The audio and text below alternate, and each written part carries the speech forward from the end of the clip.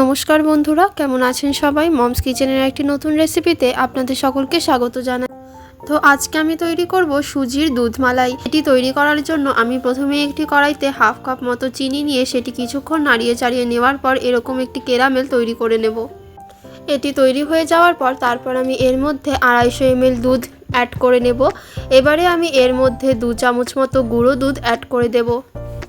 এবারে আমি এর মধ্যে 3টে গোটা এলাচ সামান্য ফাটিয়ে তারপর এর মধ্যে অ্যাড করে দেব।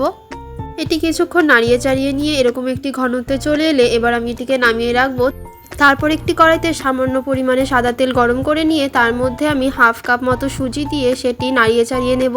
এবারে আমি এর মধ্যে 1 কাপ দুধ অ্যাড করে দেব এবং 2 চামচ চিনি মিশিয়ে তারপর আমি একটি ডো তৈরি করে নেব।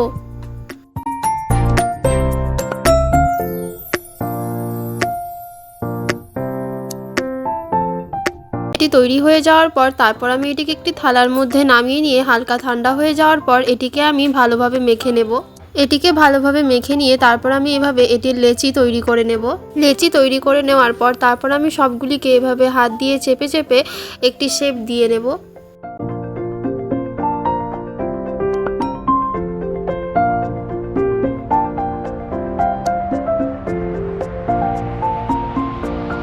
এভাবে সবগুলি লেচি আমি হাত দিয়ে চেপে চেপে এরকম একটি শেপ দিয়ে নেওয়ার পর তারপর একটি কড়াইতে সাদা তেল গরম করে নিয়ে আমি এগুলি এক এক করে ছেড়ে দেব এবং লাল লাল করে ভেজে নেব।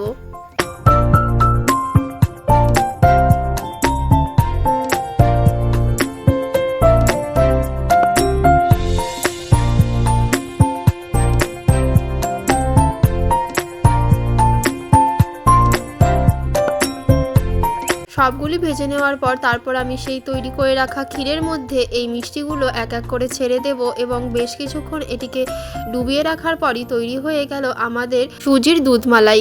রেসিপিটি যদি আপনাদের ভালো লাগে তাহলে অবশ্যই বাড়িতে একবার ট্রাই করবেন এবং আমাকে কমেন্টে জানাতে ভুলবেন না যে আপনাদের কেমন লাগলো। ভিডিওটি যদি আপনাদের কিছুটা ভালো লেগে থাকে তাহলে অবশ্যই একটি লাইক করে পাশে থাকবেন। সুস্থ থাকবেন, ভালো থাকবেন। দেখা হচ্ছে আবার পরবর্তী আরেকটি নতুন রেসিপি নিয়ে মমস কিচেনের একটি নতুন ভিডিওতে। আজকের মতো এইটুকুই। দেখা হচ্ছে আবার পরবর্তী রেসিপি নিয়ে।